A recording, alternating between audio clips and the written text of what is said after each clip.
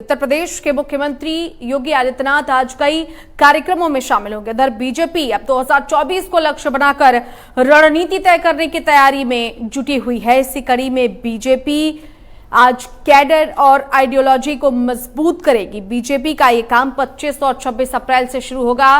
उधर जयंत चौधरी और आजम खान के परिवार के बीच हुई मुलाकात के बाद यूपी की सियासत गरमाई हुई है।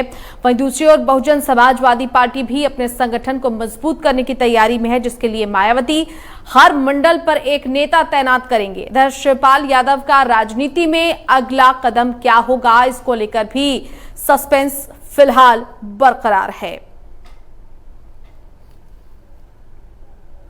तो मायावती हर मंडल पर आपको बता दें कि एक नेता तैयार करेंगे। शिवपाल यादव आपको बता दें कि समाजवादी पार्टी के लिए अब भी एक मुश्किलों का सबब बने हुए हैं। तो वहीं आजम खान की नाराजगी, उसके बाद जयंत चौधरी से उनकी मुलाकात, इन तमाम समीकरणों ने उत्तर प्रदेश की सियासत को इस वक्त और दिलचस्प बना दिया है। वहीं दूसरी तरफ दोबारा सत्ता में वापसी के बाद बीजेपी के तरफ से मुख्यमंत्री योगी आदित्यनाथ लगातार कामों में जुटे हुए हैं। एक के बाद एक कई बड़े फैसले तो लिए ही जा रहे हैं। साथ ही साथ संगठन को भी मजबूत करने के लिए और कैडर पर बातचीत करने के लिए आइडियोलॉजी को, बीजेपी को और कैसे मजबूत किया जाए, क्योंकि अब अगला लक्ष्य 2024 है। लक्ष्य 2024 के मद्देनजर आखिर अब बीजेपी क्या कुछ कदम उठाएगी, इसको लेकर भी लगातार बैठकों और मंथन का दौर जारी है, जिसकी अब जो शुरुआत है, जो अगुवाई है, वो खुद कर रहे हैं उत्तर प्रदेश के मुख्यमंत्री योगी आदित्यनाथ।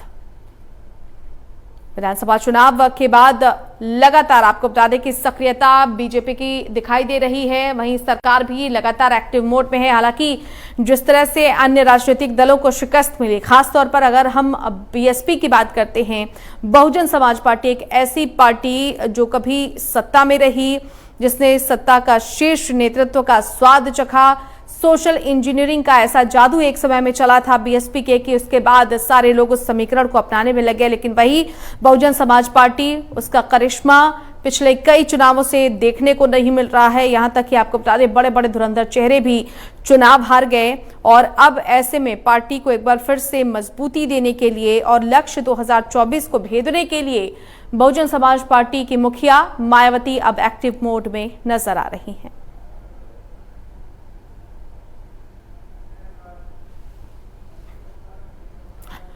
उत्तर प्रदेश से हमारे संपादक प्रदीप विश्वकर्मा हमारे साथ जुड़ गए हैं, उनसे जुड़ जाते हैं ज्यादा जानकारी के लिए। प्रदीप जी, किस तरह की सियासत उत्तर प्रदेश में देखने को मिल रही है? हालांकि देखिए, जिस तरह से विधानसभा चुनाव हुआ उसके बाद अभी भी सियासत में कई उतार और चढ़ाव हैं। समाजवादी पार्टी की हालत आपसे छिपी नहीं है। लगातार अंतर्कलह की खबरें आ रही हैं, चाहे वो आजम खान हो, चाहे शिवपाल यादव हैं। तर एक बड़ी बात मेरे नजरिए में समझ आ रही है कि बहुजन समाज पार्टी को जो काम विधानसभा चुनाव के पहले करना चाहिए था, अब वो उन कामों को करने में जुटी हुई है। क्या कुछ जानकारी विस्तार से बताएं? बिल्कुल, देखो, अभी 2022 का चुनाव समाप्त हुए और उसका रिजल्ट आए हुए 1 महीना भी नहीं हुआ। 10 तारीख को रिजल्ट आया था और 25 तारीख को शपथ लिया था। लेकिन 2022 अभी खत्म हुआ है और 2024 की तैयारियां शुरू हो चुकी हैं। सारी राजनीतिक पार्टियां अपने कील कांटे दुरुस्त कर रही हैं। इसी कार्यक्रम में भारतीय जनता पार्टी भी अपने काम कर रही है और सरकार भी अपना लगातार काम को आगे बढ़ा रही है। सरकार यानी कि खुद मुख्यमंत्री कमान संभाले हुए हैं और प्रदेश की अमन चैन की व्यवस्था ना बिगड़ने पाए, इसको लेकर के पूरी नजर रखे हुए हैं। एक ओर जहां वो मंदिरों में लाउड स्पीकर बज रहे हैं, मस्जिदों में लाउड स्पीकर बज रहे हैं, तो दोनों पर बराबर कार्रवाई कर रहे हैं और साथ ही साथ में विभागों का प्रेजेंटेशन भी देख रहे हैं। दिन में 2-2 बार प्रेजेंटेशन देखते हैं और अगले 100 दिन का, उसके बाद में अगले 6 महीने का और अगले 1 साल का पूरा उन्होंने खाका मांगा है कि आपके पास क्या खाका है और अगले 5 साल में आप कौन कौन से काम यहाँ पर जो टारगेट है वो अचीव करने वाले हैं। मुख्यमंत्री के तमाम कार्यक्रम है ये, हालांकि अभी तक उनका कोई ऑथेंटिक प्रोग्राम नहीं आया है, लेकिन हम जानते हैं कि वो उनका प्रेजेंटेशन का काम लगातार जारी है। बात अगर हम दूसरे दलों की करें तो जिस तरह से समाजवादी पार्टी को उम्मीद थी कि वो सरकार बनाएगी, लेकिन वो पूरी तरीके से निराश हुई है और अब उनके जो साथी हैं वो उनसे नाराज होकर के लगातार किनारा कर रहे हैं। की तरफ से भी लगातार अपनी आवाज बुलंद की जा रही है उनके। हालांकि खुद आजम खान तो कुछ नहीं बोल रहे हैं, लेकिन उनके जो सहयोगी हैं वो जरूर ऐतराज जता रहे हैं और कुछ और लोगों ने भी आजम खान को लेकर के अपना बयान जारी किया और साथ ही साथ में पार्टी से किनारा कर लिया है। बिल्कुल। इसको पैचअप करने के लिए जयंत आगे आए हैं।